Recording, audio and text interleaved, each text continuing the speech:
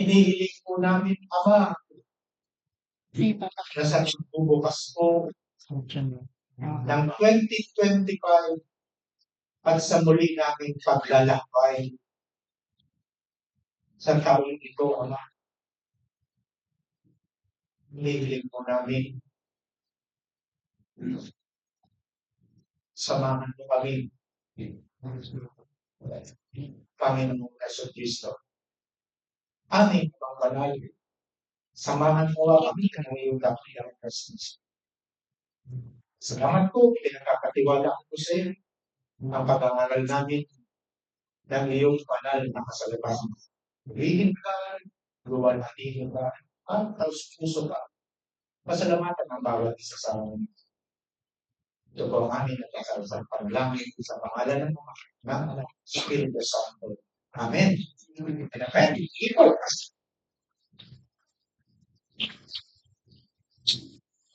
Okay, pakita po natin yung po ang ating tatalakayan ngayon.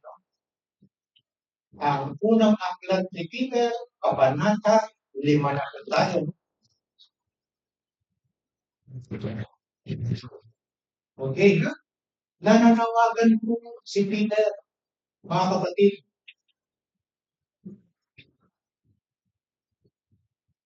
Sa mga scattered Jews. Scattered Christian, ano po? Yan po yung pagpapatuloy ng ating tinatalakay po. Sinanawagan siya Sige, kayo. sa mga iglesia. Ang iglesia na po, no? Nandiyo na sila sa loob. Kanilang pinagtitipunan. Pakinggan po natin yung ating presentation. At makikita niyo po, no? Papakita po dyan, no? Yung mga larawan. Sa larawan, May video na napakahalaga po na ito po yung ating mga. Pagmasdan niyo po yan, mga kapatid. Ano po ang nakikita niyo dyan? Yan po, pansin po ba kayo?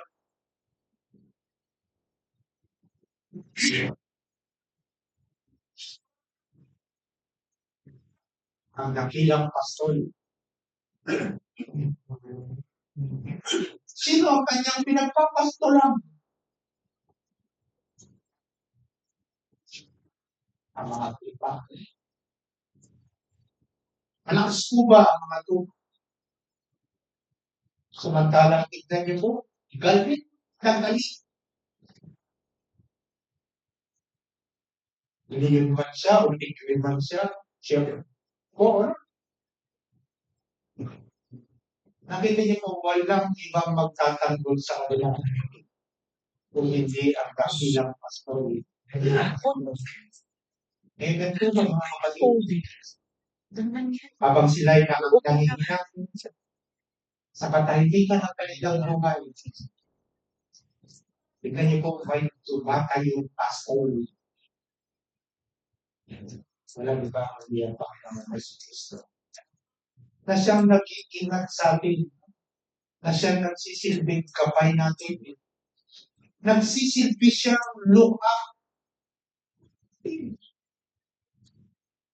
Bilang ulo ng iglesia.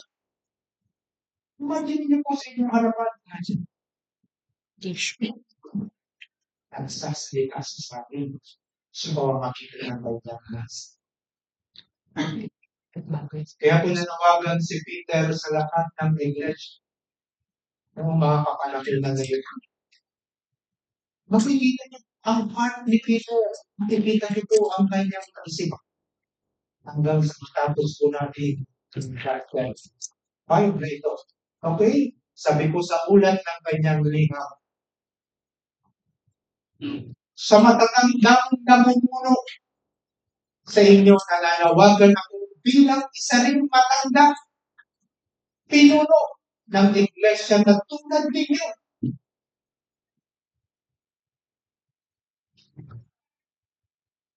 Bilang saksi sa mga paghihirap ni Kristo at sapagkat nakakabahagi ako sa karangalan, malapit nang ipahayag. Tuloy lang po tayo. hanggang verse 44. Verse 2. Number 1 po, titignan niyo po yung nilalaman ng layer na to.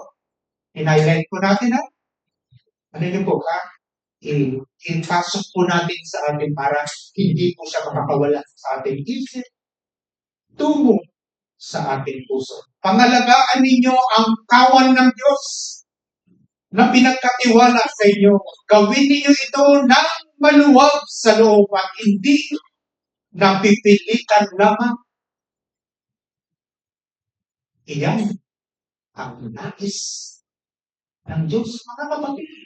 Gampanan ninyo ang inyong tungkulin, hindi dahil sa kabayaran, kundi dahil sa gusto ninyo ang makapaglingkod. Hindi bilang Panginoon ng inyong nasasakupan, kundi maging halimbawa kayo sa awan.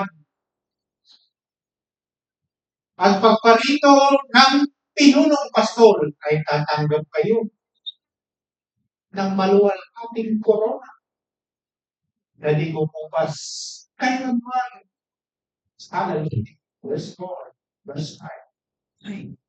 At kayo namang mga kabataan makinig pasakop kayo sa matatandang pinuno ng iglesia. At kayong lahat ay mapagpakumbaba sapagkat sinasaliwat ng Diyos ang mapagpataas. Ngunit, pinagpapala niya ang bababang loob. Lahat ng anin. Kaya nga, pasakop kayo sa kapangyarihan ng Diyos at dadakilain niya kayo pagdating ng panahon. Ito, ipagkatiwala ninyo sa Kanya ang inyong mga alalahanin sa buhay, sa pagsiya, sapagkat siya ay nagmamalasakit sa inyo. Hindi po ang presensya ng Diyos, mga kapatid. Hindi tayo iniiwan ng Diyos.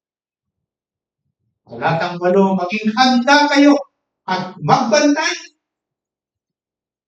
Tingnan niyo po, ang paligid dito, mga kapatid, nakatulasan po natin. Maging matalino tayo. Maging handa kayo at magbantay ang dyablo, ang kaaway ninyo. Ay parang dito, umuumul, para bagang kapatid.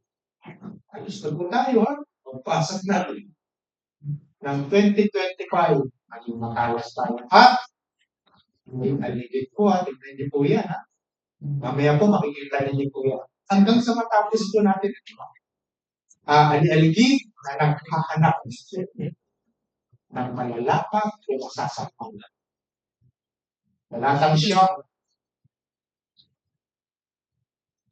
Sabi po ni Pedro, labanan ninyo siya at magpakatatag kayo sa inyong pananampalataya sa Diyos tulad ng alam ninyo.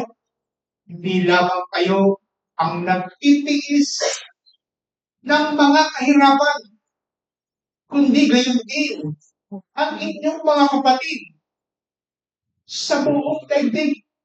Mga kapatid, hindi lamang tayo maging ang mga kapwa nating Kristiyano, ang mga Hudyo na nagkalat po sa buong daigdig. Yan po yan, Talatang 10. Pagkatapos ninyong magtiis sa loob ng maikling panahon, ang Diyos na siyang pinanggagalingan ng lahat ng pagpapala, ang siyang magbibigay sa inyo ng kagalingan, katatagan, tuloy po tayo sa 11. At lakas ng loob. At inspirasyon di matitinag. Siya ang tumawag sa inyo upang makibahagi kayo sa kanyang walang hanggang kaluwalhatian kasama ni Kristo. Sa kanya ang kapangyarihan magpakailanman. Amen. Talatang 12. Sinulatan ko kayo sa tulong ni Silas. Kilala niyo po ba si Silas? Isa sa mga kamanggagawa ko at tapat na kasama ko ni Pedro ng mga kapat. Ng mga panahon na yun. Sinulatan ko kayo sa tulong ni Silas na isa nating kapatid at lubos kong pinagkakatiwalaan sa pamamagitan ng maikling sulat na ito ay nais kong palakasin ang inyong loob at magpatotoo na ito nga ang kapita. Rinapit sa pagpapaalam ito. At ang labing-tatlo, kinukumusta kayo ng mga kapatid natin na nasa Babylonia, mga pinili rin katulad ninyo. Kinukumusta rin kayo ni Marcos na aking anak sa pananampalataya. Huling talata, magbatian kayo bilang magkakapatid na nagmamahalan. Tayo po tayo lahat mga kapatid. Batiin niyo po ha. Batiin niyo po kapatid sa pananampalataya. Lapitan niyo po sila ha. Bago balik kayo sa pinto. Ay sabi ko, balik po kayo sa kapatid. Mga kapatid.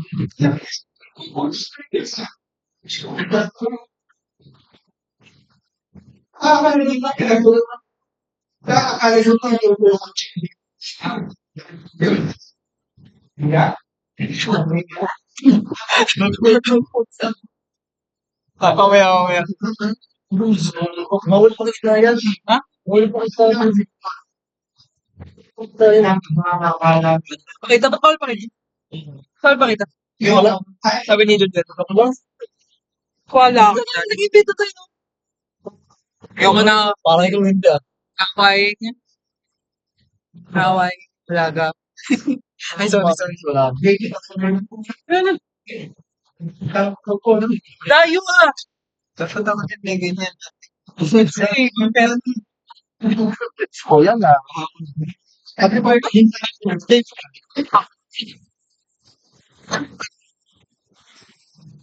Kami na lang.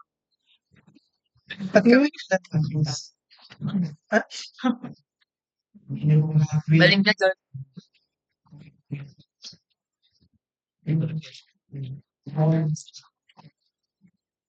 Please na ako. Julian Jacob pa. Butihan ka. God. Kamay lumaki. Live times. Okay, other. Kung muna yung lang. Kaya tuloy tayo. Ano po ba ang laman ng panawagang ito ni Peter sa mga talatang sumusunod? 1 to 11. Siya po ay nanawagan sa iglesia upang mapangalagaan ang tupa ang mga Kristiyanong naroon at mapangalan. Sabi po sa mga talatang ito, sinulatan niya ang matatanda ng iglesia, hindi ko lingid sa inyo mga. At bilang isang halimbawa, tulad ni Pedro na isa ring pinuno ng iglesia in verse 1. Sa matatandang namumuno sa inyo, nananawagan ako bilang isa ring matandang pinuno ng iglesia na tulad ninyo, mga kapatid. Marami po bang matatanda dito? Wala. Mga senior citizens po. Sige po tayo kayo na ano. Okay. Bilang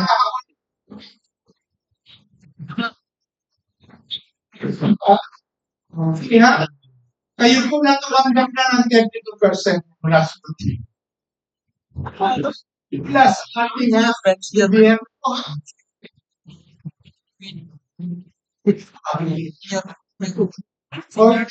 Di ba? Ugali. Wala naman.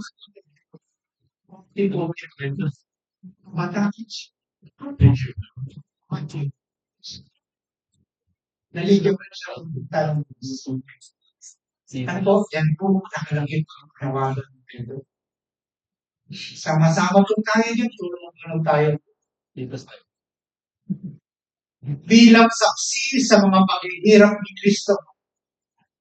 At sapagkat makakabahagi ako sa karangalang malapit ng ihayag. Nasusunod na talata po, binanggit ko ni Apostol Pablo kay Titus. Isa sa kanyang pinagkakatiwalaan na sinulat ko. Hindi po si Titus ang sinulat nito. Nasa book of Titus, pero po sa Apostol Pablo ang sumulat na to para sa kanya pinagkakatiwalaan lingkod na Jesus Titus. Sa lahat ng paraan, maging halimbawa ka ng mabuting ugali at maging tapat ka at kagalang-galang sa iyong pagtuturo. Sabi niya po, ni Apostol Pablo kay Titus. Okay, tuloy po. Ang tungkulin at pananagutan natin mga kapatid, sama-sama po tayo. Meron po tayong gagampanan sa iglesia. Hindi lamang po ang mga pastor, ang mga leader, maging tayo po mga kapatid. Ang tungkulin at pananagutan natin in verses 22, verses 2 and 3. Ang tungkulin at pananagutan natin pagkainin ang kawan. Okay. Amen po ba? Pakainin ang kawan ng Diyos. Ano, pinapakita tayo ng Diyos. Verse 2, pakita ko natin, no? Papaano natin sila pakakainin. Una, to care. Tignan niyo po yung mga katabi niyo. Pangalagaan ninyo ang kawan ng Diyos na ipinagkatiwala sa isa pastor po. Isa lang po kami, dalawa lang po. Kung basta niyo po, ipinagkatiwala sa ating lahat. Gawin ninyo ito ng manuwag sa loob at hindi na pipilitan lamang. Yan ang nais sa Diyos. Yan po ang nakakalugod para sa ating Diyos. Yung po bang kinikir mo yung kapatiran, tinutulungan mo siya, na ipapanalangin mo siya. Amen. Minsan, bisita mo siya.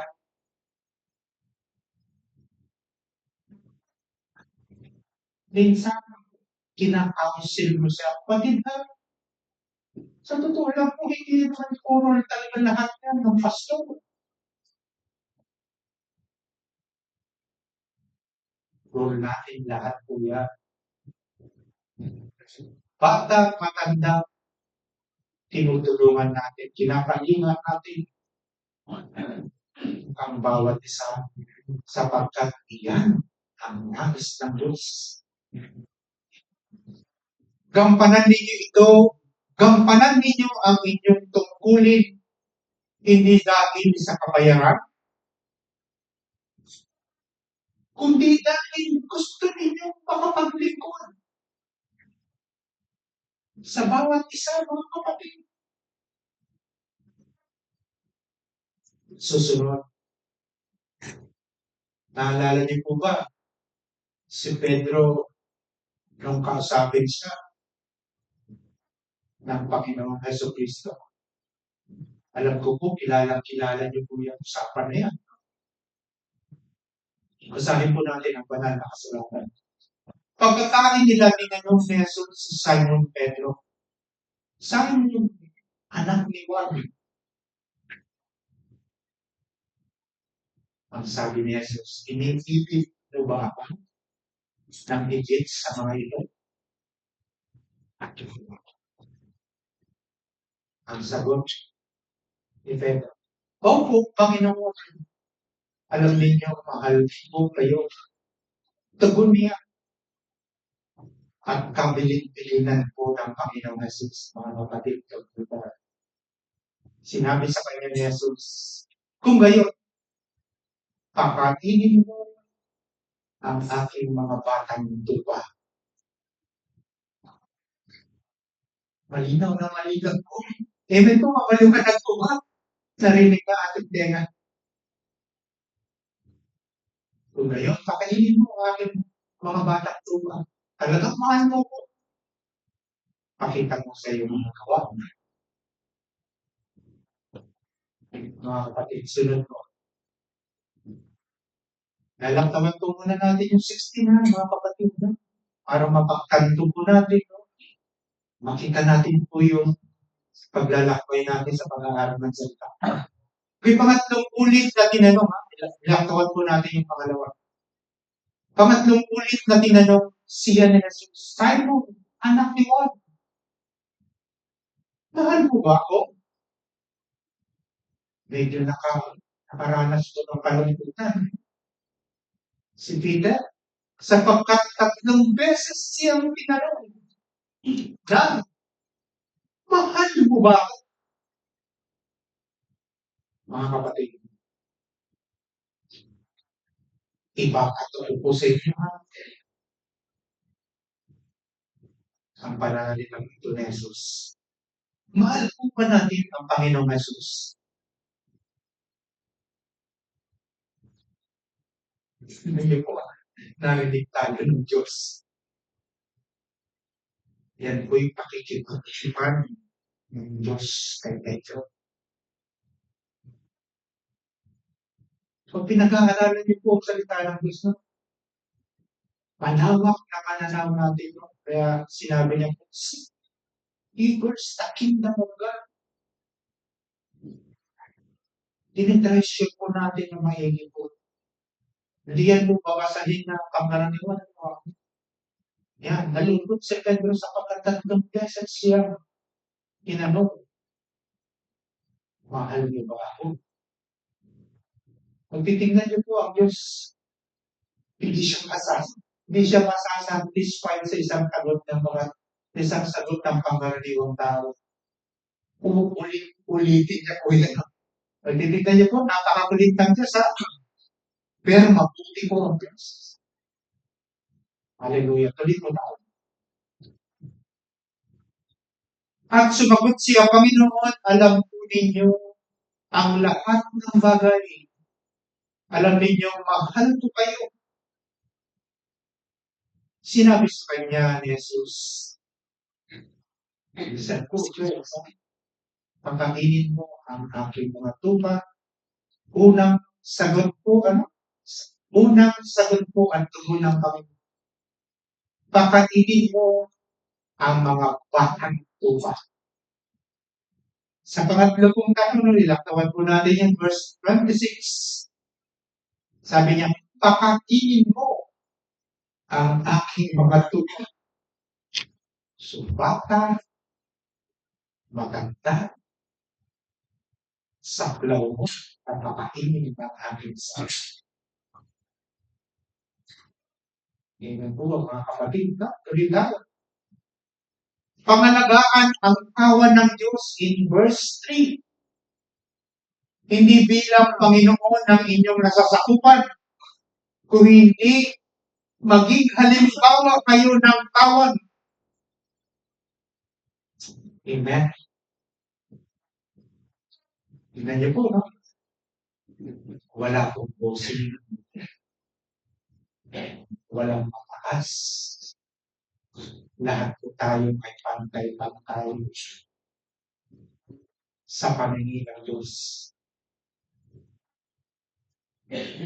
Hallelujah. Maging isang halimbawa po tayo, ikaw, ako, tayong lahat.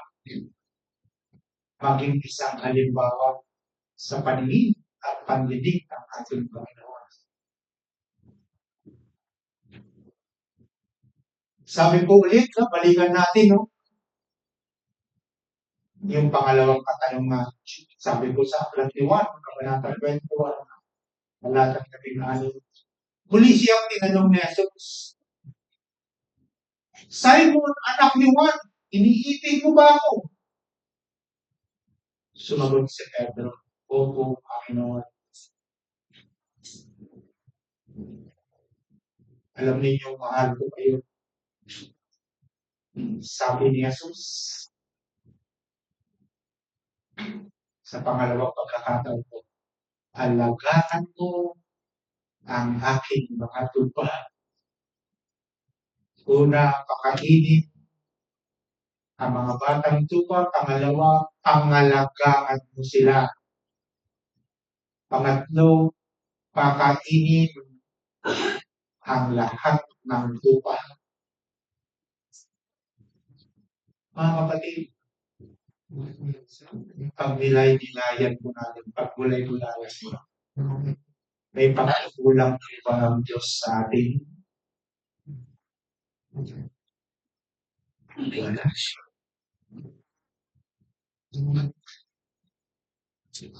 At posible mo na nasa atin ang pagkukulang. Minsan po nakakaligtaan natin, although nababasa natin ang lahat ng paalala sa atin ng Diyos. Huwag kayong iiwan sa gawain ng Diyos. Sabi niya po sa Hebrew, Hebrew chapter 10, verse 5, huwag niyong kakaligtaan. Ano man ang inyong kalagayan, kahit nagtatrabaho kayo sa gabi, ipinaglalaban po yan ng mga Kristiyano. Kuya, sa pagtatrabaho, pero pagsapit po ng parambahan, order po yan, no?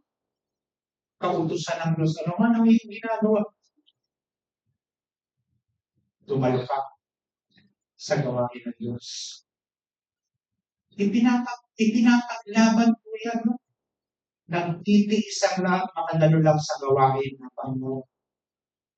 Bakit? Para patuloy na busugin tayo ng salita ng Diyos. Pagkain pangkaluluwa natin. Mga kapatid, palusugin tayo ng Diyos.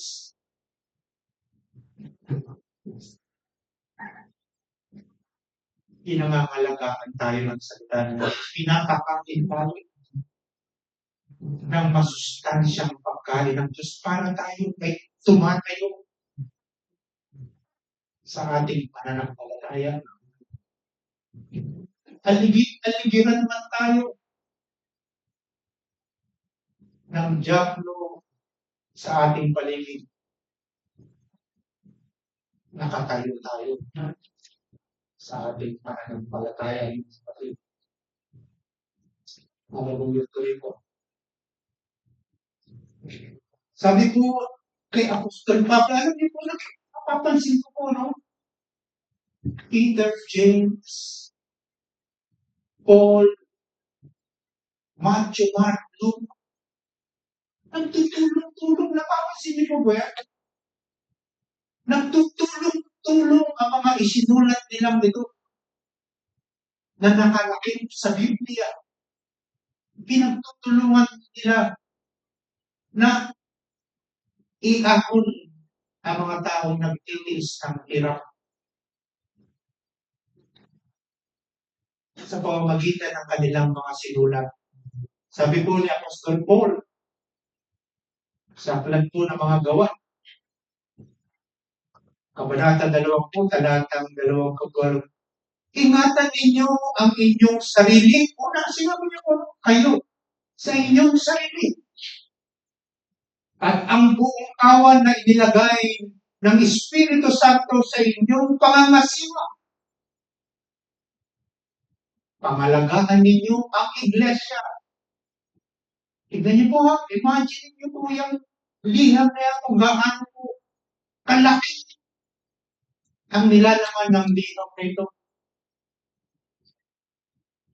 Pangalagaan ninyo ang iglesia ng Diyos na kanyang tinubos sa pamamagitan ng dugo ng kanyang anak. Ganyan po, walang ibang magdadamay. Kundi tayo magkakapatid. Alam niyo, tutulungan. Kundi tayo po na binubuo ng body of Christ. Si Oliver Paul.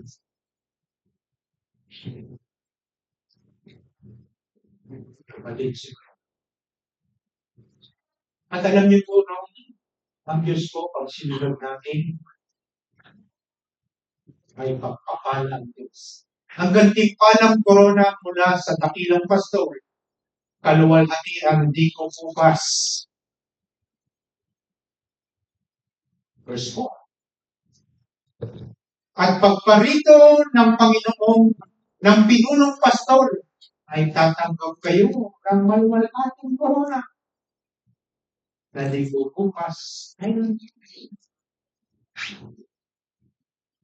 pure na pure po yan. Ano natin? Hindi po yung ginaya na galing po sa Olympian. Galing po yan sa Panginoon at ipagkakalob sa atin. Na sa mga pasulungin niyang action. Kalagit ng liham ni Pedro ay ang mga membro ng iglesia sa mga talatang sumusunod. No? Talatang 5 hanggang 11. Basahin po natin. Una, mabuhay bilang lingkod ng Diyos. Pangalawa, pasakop kayo sa mga pinuno ng iglesia. Talatang 5. At kayo namang mga kabataan,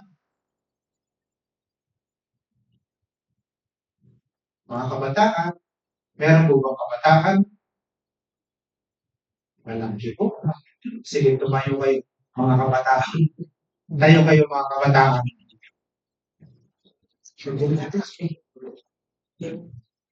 Ayun po kayo, nakatingin sa Diyos.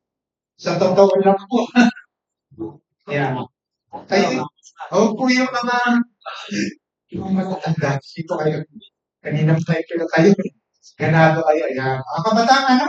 Kung ganyan po, kung ano po ang ipinag-uutos ng Diyos, at kayo naman mga kabataan, pasakop kayo sa matatandang pinuno ng iglesia. Pero muna kayo upo, ha?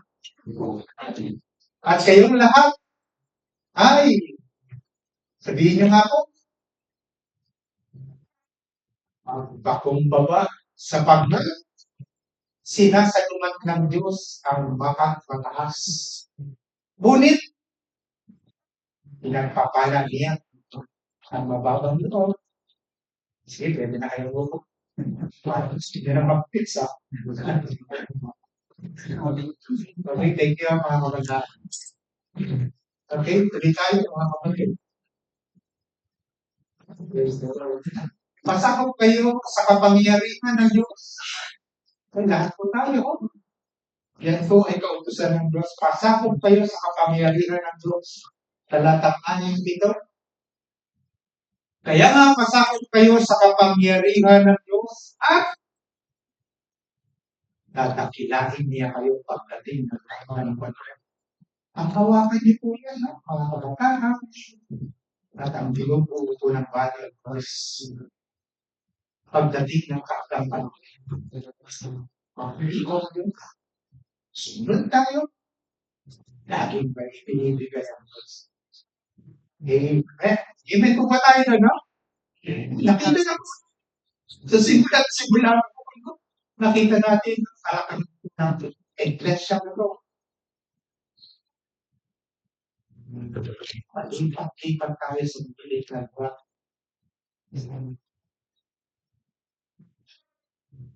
Salamat po.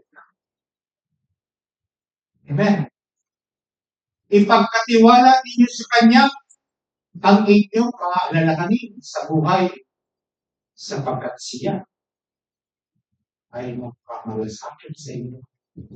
Ipapakagunti po ng Diyos. Hindi po tayo niliwanan ng Diyos.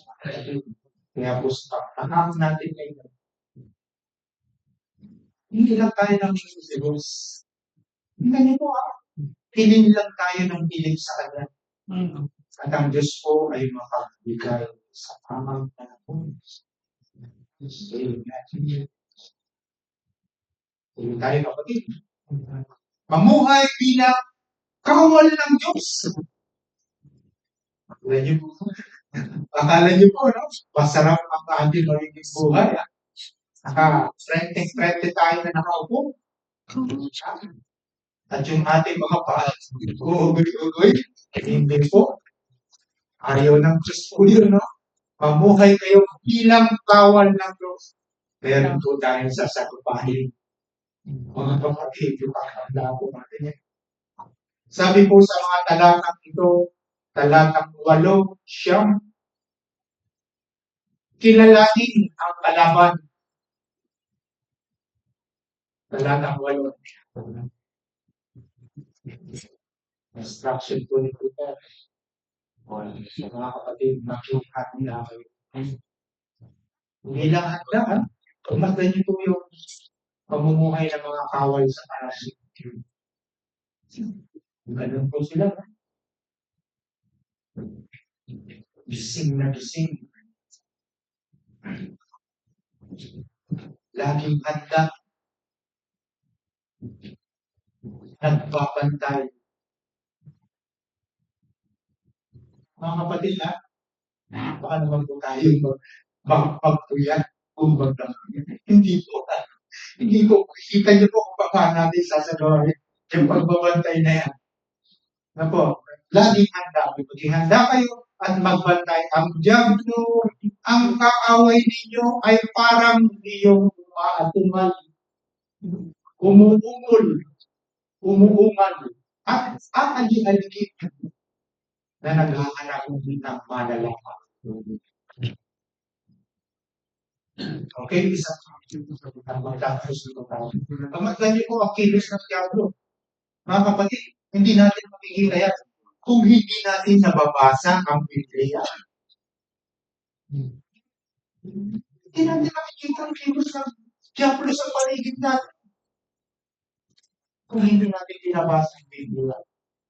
Okay, sangayon ko sa Atlantico. Ang Panginoon Yahweh po, ang tingnan niyo po, ang Panginoon Yahweh. At si Satanas nag-uusap. Sabi niya, tinanong ni Yahweh si Satanas, ano ba pinagkakabalahan mo ngayon? Ganyan po ba? Nagpapabalik-balik ako kayo ng sulok ng daigdig, sagot ni Satanas. Ang Diyos ko na, o ang Diyos ko, pinakahalagaan ko, binibigyan tayo ng protection. Tingnan niyo po ang diablo, mga kapatid. Napakabilis.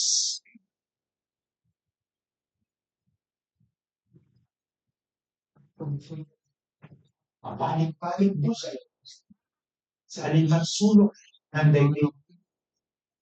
Tuloy po tayo sa ulat ng Diyos. Yan po tayo magtatapos, ha? At patuloy po tayong manalangin, mga kapatid. Hindi tayo po, ipahintulot yung ulat. Ito natin po patuloy. Sabi sa Job, chapter 2, verse 2b, sumagot si Satanas. Nagpapabalik-balik at naglilipot. Tingnan niyo po, naglilipot. Ako, sa kubong daigdig, hindi ko natutulog ang gagawin. Umikot-ikot sa akin pong paligid. Amen po ba, mga kapatid? Kaya po, maging Kristo tayo, no? Paano tayo magiging Kristo? Dalawa lang po, mga kapatid. Pakainin natin ang ating sarili sa kawalan. At manalangin. Amen po ba, mga kapatid? Okay, kayo kayong lahat.